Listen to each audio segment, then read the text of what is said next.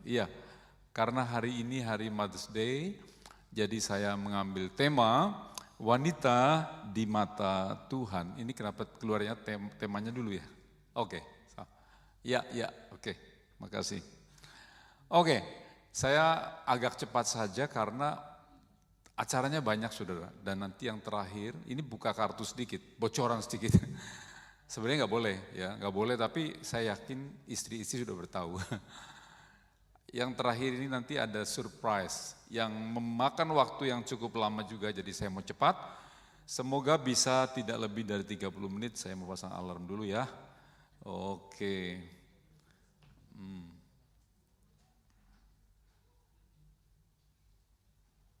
Saya pasang dulu. Oke. Start. Ya. Oke, wanita menurut budaya, saudara, menurut budaya ya. Di dalam Alkitab selalu ditampilkan adalah laki-laki ya. Ketika saudara membaca di Matius saja ya, itu silsilah rata-rata jarang ada yang perempuan. Ada 4 perempuan di sana dan itu memang secara luar biasa ditulis di sana. Tetapi pada umumnya yang ditulis adalah pria ya.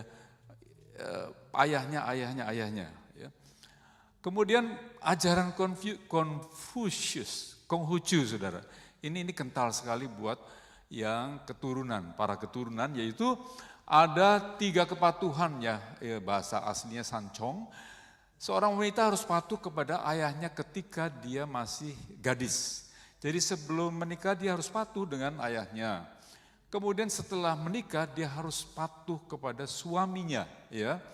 Dan bahkan ketika dia menjanda, suaminya meninggal atau meninggalkan dia, wanita ini harus patuh kepada anak laki-lakinya, saudara.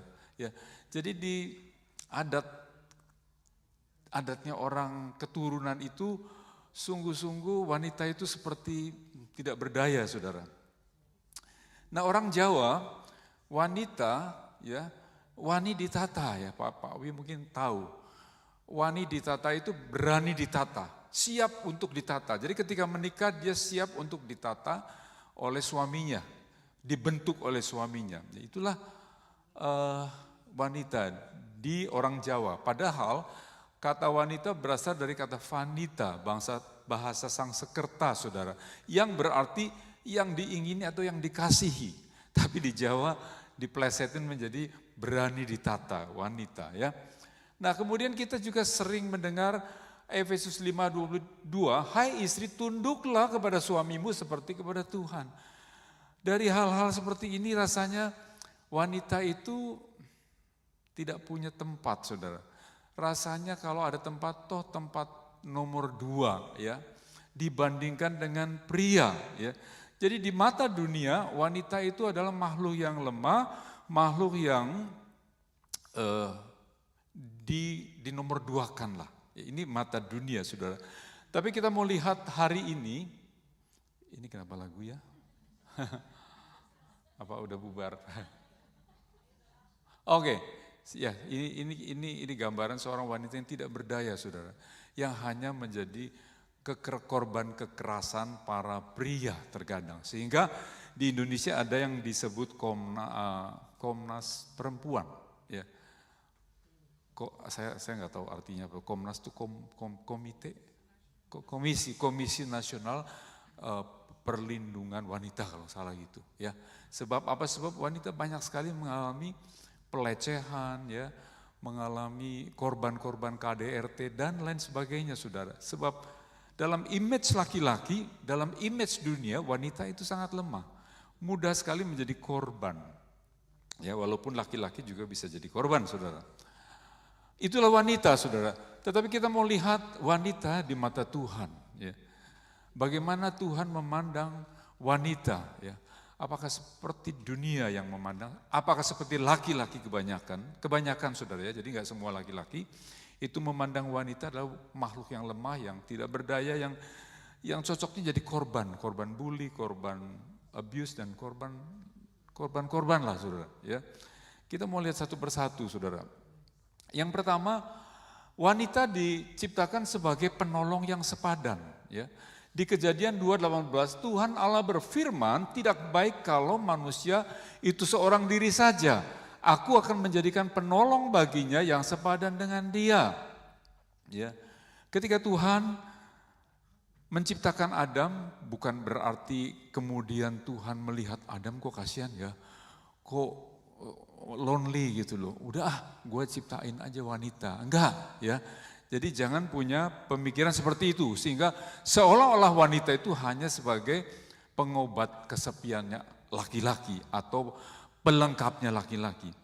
Tidak, yang pastinya Tuhan sudah merancangkan pria dan wanita sebelum Adam dijadikan. Hanya timingnya memang tidak bebarengan, saudara. Ya tentu supaya punya tujuan bahwa Adam ini ada rasa penghargaan terhadap wanita, ya. Sehingga waktu wanita itu diperkenalkan oleh Tuhan, dia begitu surprise, inilah tulang-tulangku, daging dari dagingku, ya. Dia begitu muncul Hawa bukan berarti, oh inilah pembantuku, oh inilah pelayanku, enggak. Dia begitu mengakui bahwa ini adalah bagian daripada hidup saya, ya. Kemudian kata penolong, saudara. Penolong bahasa aslinya adalah Ezer. Ezer ini dipakai kata sebagai ketika Tuhan menolong manusia. Ya, kayak Ebenezer. Ebenezer yaitu pakai Ezer, pakai kata yang sama. Ya. Jadi di sini wanita bukan berarti seperti sekedar kayak pembantu ya saudara ya. Bukan sekedar pertolongan yang rendah. Tapi pertolongannya adalah pertolongan seperti Tuhan menolong manusia. Itulah wanita sebagai penolong, saudara. Dan pastinya wanita itu lebih kuat. Ya apa ya, saudara? Yang ditolong sama yang menolong, mana yang lebih kuat, saudara? Ayo wanita, jawab. Yang menolong. Ya. Jadi laki-laki harus mengakui bahwa tanpa wanita, laki-laki susah, saudara. Ya, itu sebabnya banyak sekali janda-janda yang meninggal suaminya itu masih bisa menjanda sampai meninggal ya. Di sini ada contoh juga ya, kayak Ibu Flora. Kuat saudara. Tapi laki-laki jarang ya. Saya nggak tahu Pak Wi. Pak Wi apakah lagi ancang-ancang juga saya nggak tahu. apa diam-diam, saya lagi ancang-ancang nih Pak. Tapi pada umumnya wanita adalah kuat saudara. Dan wanita pun umurnya panjang-panjang. Ya, banyak pria yang lebih dulu meninggal. Ya, jadi saudara perempuan siap-siap jadi janda ya kalau tua. Tapi kayaknya Tuhan itu memang sudah atur. Sebab kalau yang perempuan meninggal dulu, yang laki itu berat saudara. Ya, ada yang bilang ngerebus air saja gosong katanya. Pak Fajar yang kasih tahu, ada laki-laki ngerebus air saja gosong. Jadi susah, kalau nggak ada perempuan susah. Ya, itu sebabnya perlu ada perempuan. Kemudian dikatakan sepadan adalah setara, seimbang. Ya. Tadi gambaran wanita di budaya, termasuk budaya Batak. Batak saya kira sama. Wanita itu famnya itu lebih, famnya, kok fam sih? Apa yang belakang itu ya?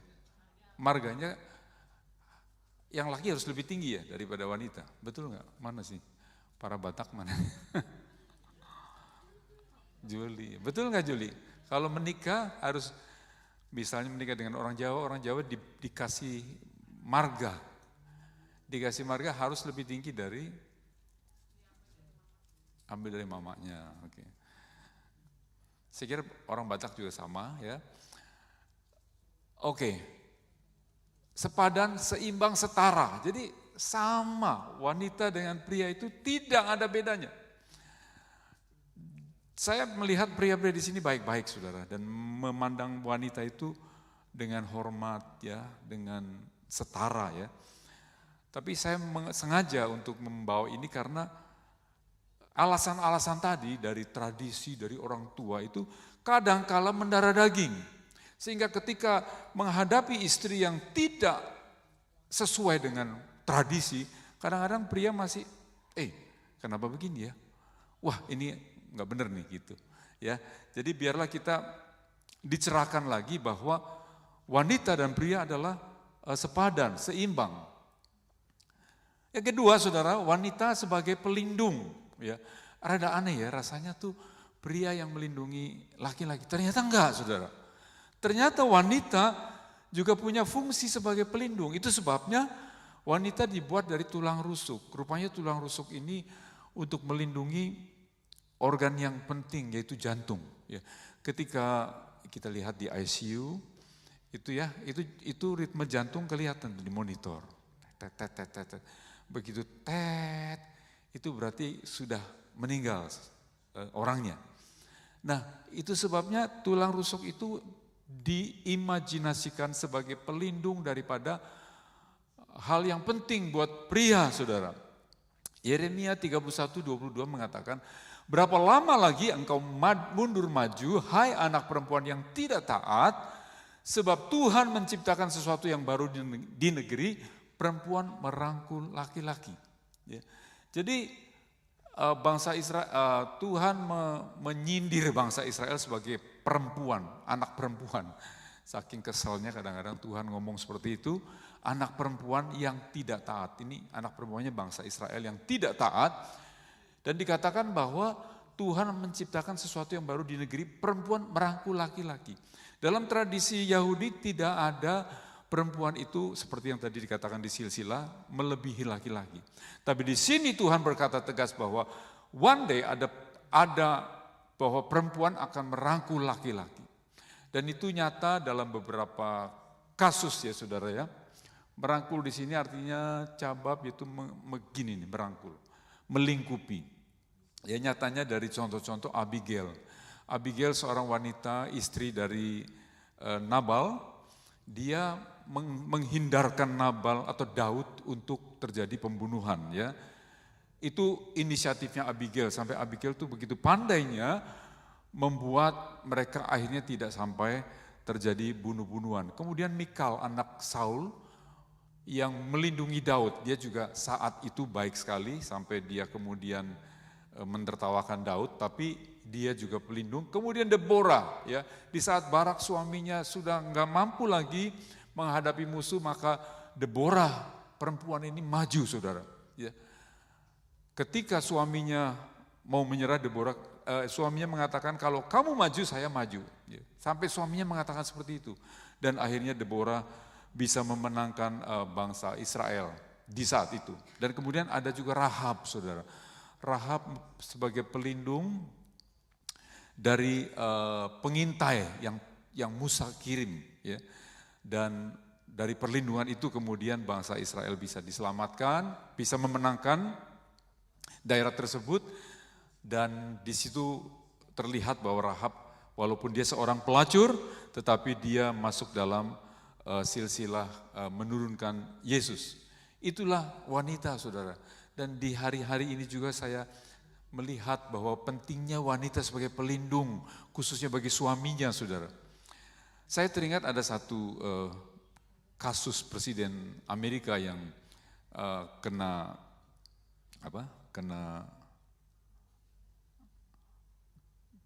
isu, dapat isu dengan seorang wanita, dan saya melihat saudara bagaimana istrinya menjadi pelindung dari suaminya.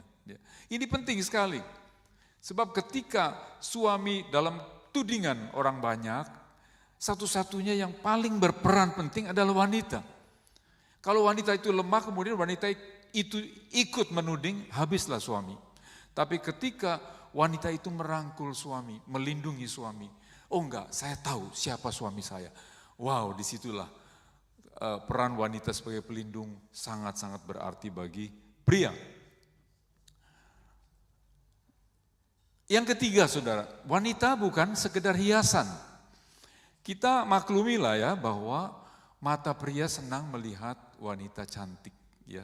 Kita akui saudara, itu sudah dari sononya ya, sudah dari sononya. Dan dunia juga mengajarkan bahwa pria untuk mengajarkan pria untuk melihat wanita hanya dari penampilan luar. Sehingga wanita berusaha untuk berdandan, berusaha untuk berpakaian bagus, karena pria tuh mau melihat seperti itu. Ya, jadi itulah wanita, saudara. Seolah-olah dia hanya menjadi hiasan bagi pria, bagi suaminya, ya. Nah, padahal Amsal 31:30 mengatakan kemolekan adalah bohong dan kecantikan adalah sia-sia. Tetapi istri yang takut akan Tuhan dipuji-puji.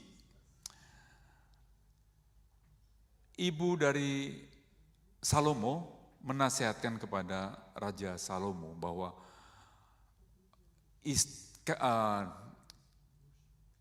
kriteria istri yang baik ya di Amsal 31 adalah bukan karena kemolekan kecantikan, ya. Tetapi yang penting adalah apa yang ada di dalam. Ya, wanita dilihat dari karakter kasih dan kesetiaan.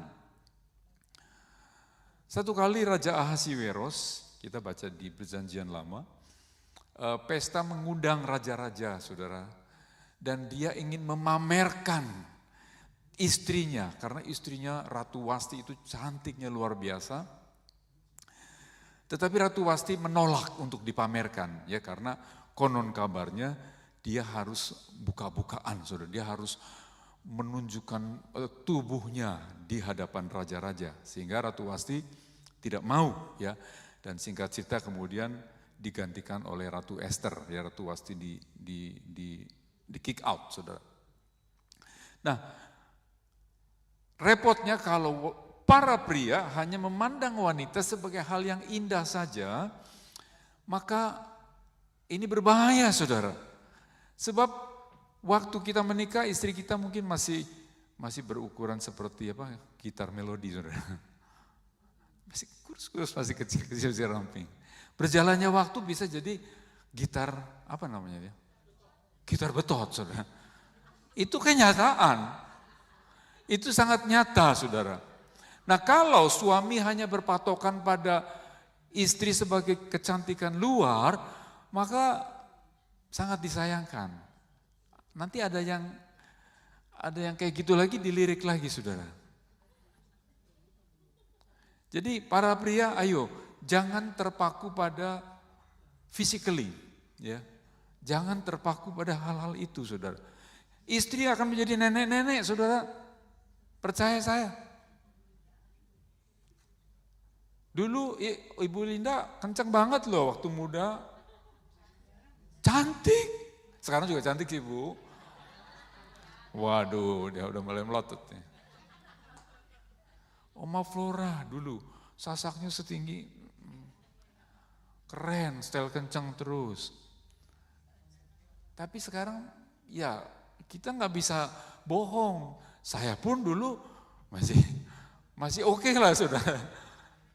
Walaupun sekarang tambah oke. Iya. Jadi kita nggak bisa pungkiri lah, semakin hari semakin turun.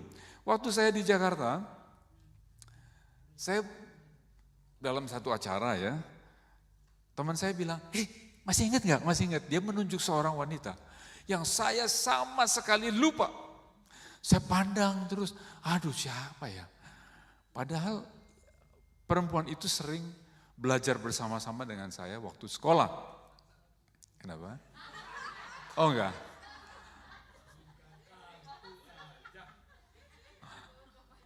Kalau mantan lupa kelewatan. Kalau ada mantan saya udah ngabur dulu. Diingetin, sampai teman saya bilang, depannya P, nggak ingat juga. Habis P, R, nggak ingat juga. Tapi otak saya tahu jalan. Tahu Preti, saya bilang gitu. Orangnya senang sekali. Masih ingat tahu saya. Totally different, saudara. Mukanya sangat berbeda. Aduh, sampai habis itu waktu dia bilang, aduh masih ingat, saya masih lihat lagi. Hah, ini muka ini bukan muka ini gitu. Waduh, udah lain, ya.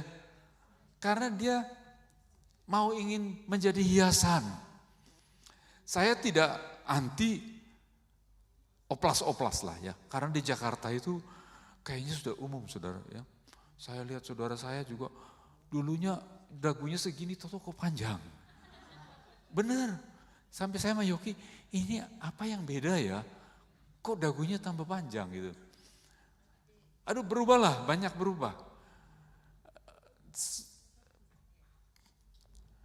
Saya nggak anti oplas, tapi mari saudara, pertama-tama saya anjurkan laki-laki jangan hanya melihat sebagai hiasan. Ya, karena itu sangat picik kalau menurut saya. Ya, kasihan, wanita itu makhluk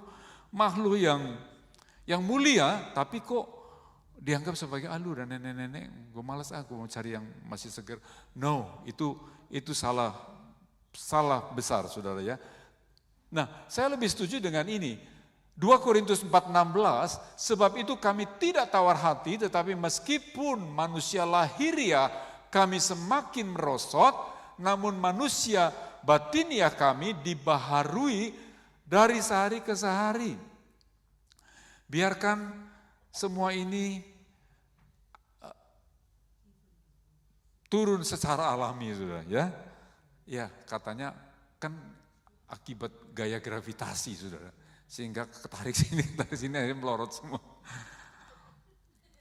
Biarkan itu, namanya itu juga alam saudara ya, alam ya. Tapi mari saudara, mau perempuan mau laki, ayo ya ikuti Rasul Paulus. Meskipun makin merosot, tapi manusia batiniah kita dibaharui dari hari ke hari. Saya punya, saya ngomong saudara nanti nggak bagus saudara, ya masih saudara lah saudara. Dia kecantol sama pria, ini perempuan, kecantol sama pria kaya, super kaya, ya, yang sudah punya istri, ya istrinya udah ada tapi dia kecantol, mungkin karena ini dan itulah nggak tahu. Tapi anehnya, ajaibnya sampai detik ini dan sudah kira-kira hampir 40 tahun saudara. 40 tahun saudara saya ini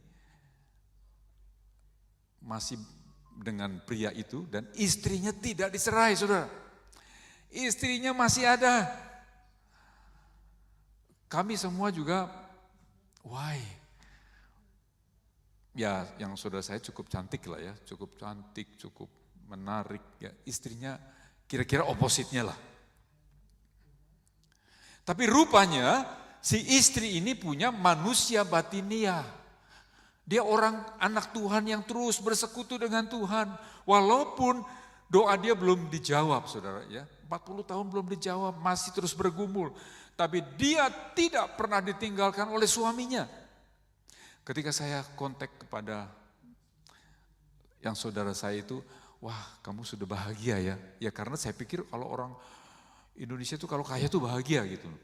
Dia bilang, aduh bagaimana saya bahagia. Karena suami, dia mengakunya suami tidak setiap malam di rumah. Ya.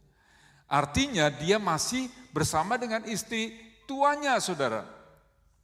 Dan rahasianya adalah istri tuanya memperbaharui batiniah. Ya saya percaya setiap laki-laki tertarik dengan wanita yang punya inner beauty saudara. Ya, punya kesabaran, punya punya kasih, punya sesuatu yang membuat pria itu rasanya sulit untuk menjauh. Nah inilah yang harusnya dicapai. Jadi don't worry kalau orang mau operasi sana, operasi ini, tarik sana, tarik sini. Don't worry saudara. Perbaharui ini saja.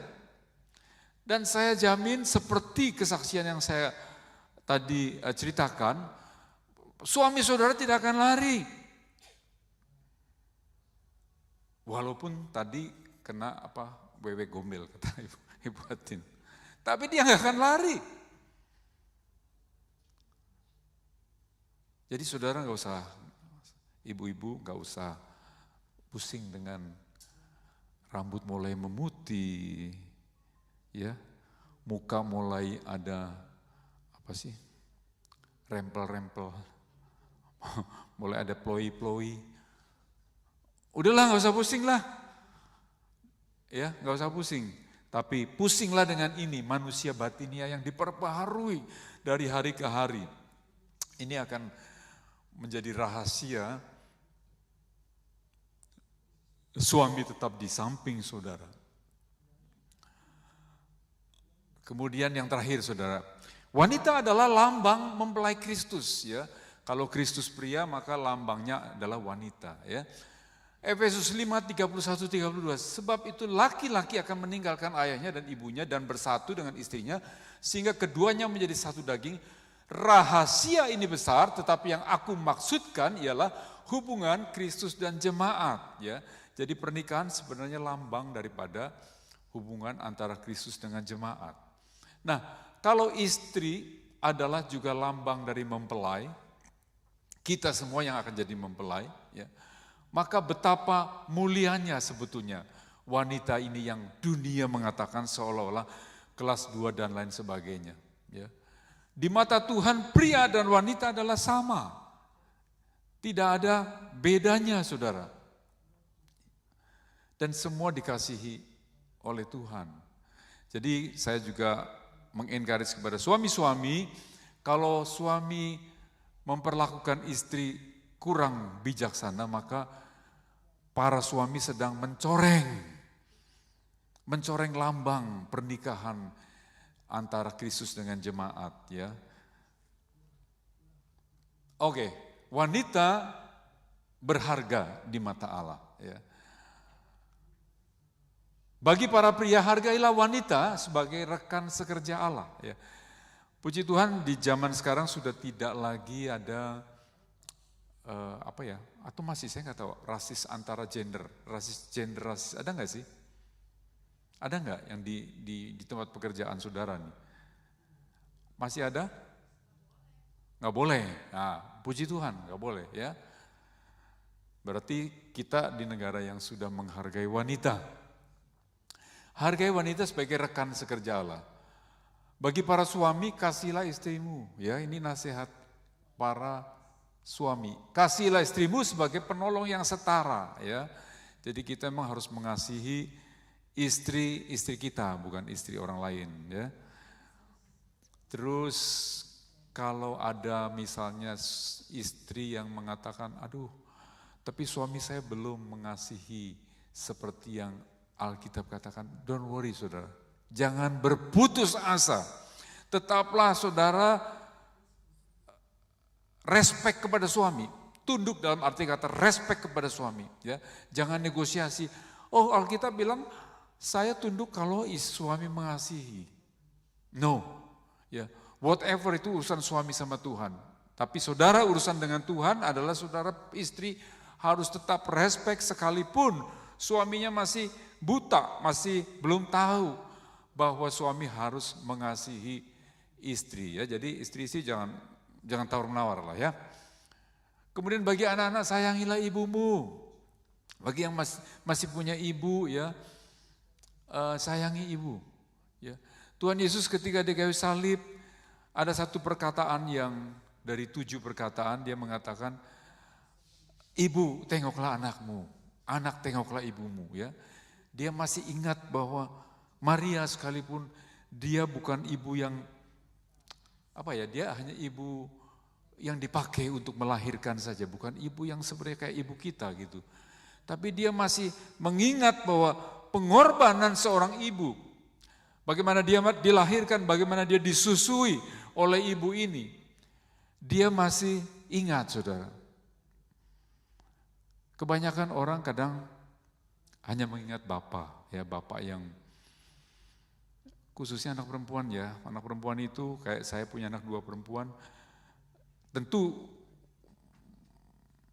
ya sama mama dekat sih, tapi sama bapak itu katanya pacar pertama anak perempuan gitu ya. Jadi kadang-kadang anak perempuan dengan ibu bisa ada jarak ya, dengan bapak bisa begitu dekat. Tapi biarlah kita sebelum terlambat saudara. Ya, ada waktunya nanti ibu-ibu saudara seperti ibu saya pulang ke rumah Tuhan, kita akan menyesal. Kita belum sempat menyayangi ibu kita. Ya. Jadi yang masih punya ibu, sayangi ibu saudara. Ya. Saya melihat bagaimana seorang ibu waktu anak saya Shannon melahirkan, ya, saya nggak kuat saudara. Saya nggak kuat, saya nggak tahan kalau anak saya menderita. Dan waktu dia menjerit, kesakitan, aduh Tuhan, saya cuma berlutut, aduh Tuhan tolong. Ya. Dan orang dulu bilang, melahirkan itu seperti, mami saya suka ngomong, kamu tahu nggak kalau anaknya nakal nih, kamu tahu nggak, waktu 30 menit saudara, waktu aku melahirkan kamu, seperti nyawa di ujung rambut, waduh, sudah mau putus saudara itu di ujung rambut. Walaupun saya bosan dengernya, saya pikir aduh siapa yang suruh melahirkan saya gitu loh. Tapi dia suka ngomong gitu. Dan kenyataannya memang di zaman itu banyak orang melahirkan meninggal ya saudara. Oke, jadi sekali lagi biarlah ini boleh menjadi kesimpulan kita pada sore hari ini. Untuk ibu-ibu biarlah kita boleh semakin hormat, ya, semakin menghargai karya mereka, suami-suami hargai para ibu yang ada.